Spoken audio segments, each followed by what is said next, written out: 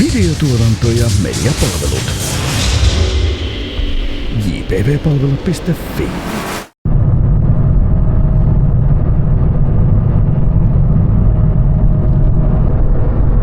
Terve taas.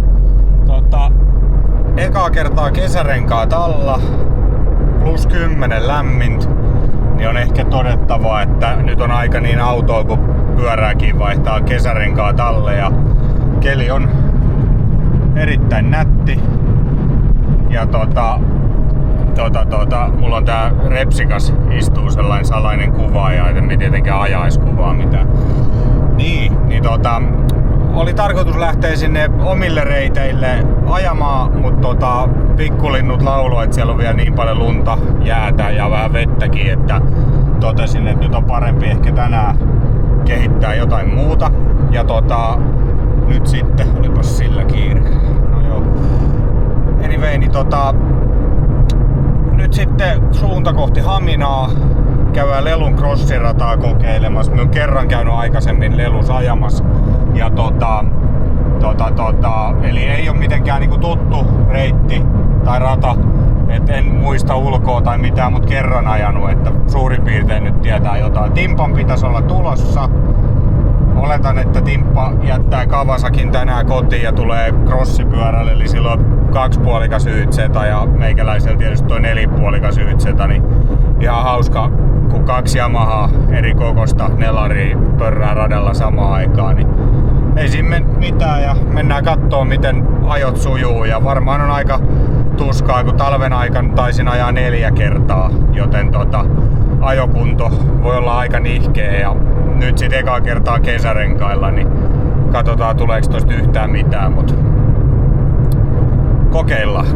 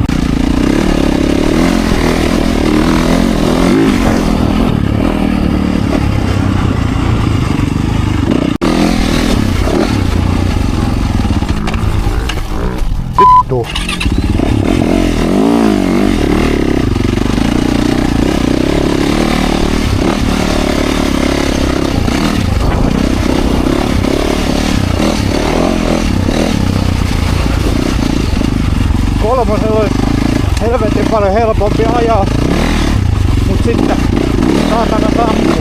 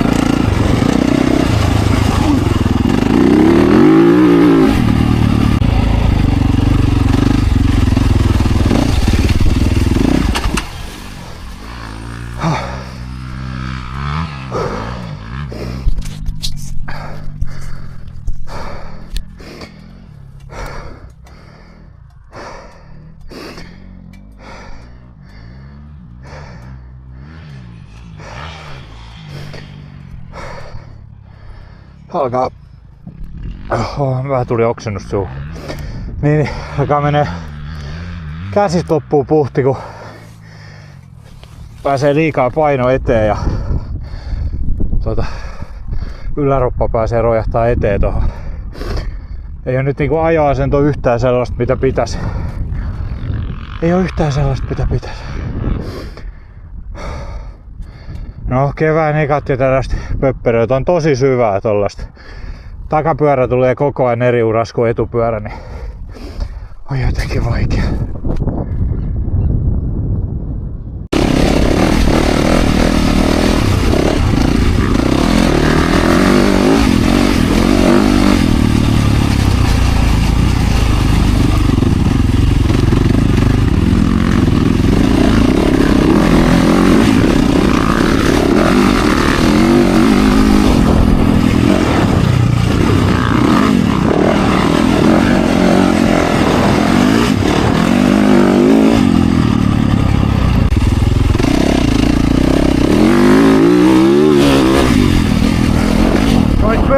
Pitäisi aina vetää urku auki. Helpommin sanottu kuin tee. Nyt riittää ajot tältä erää. Timppa painaa vielä tuolla radalla, mutta metsä on ihan loppu. Kädet on ihan loppu. Ei meinaa jaksaa rimpuilla ton pyörän kanssa. Aika raskas ajaa tossa mudassa, mutta ei siinä mitään. Hyvä reissu. Tullaan tänne leluun uudestaan, kunhan vähän toi kuivuu, niin pystyy tällainen noviisikin ajaa tuolla vähän paremmin. Nyt oli haasteet välillä, että pysyy pystyssä suorallakin, mutta eiköhän tää tästä. Saatiin ainakin pyörä kuraseksi, jos ei muuta.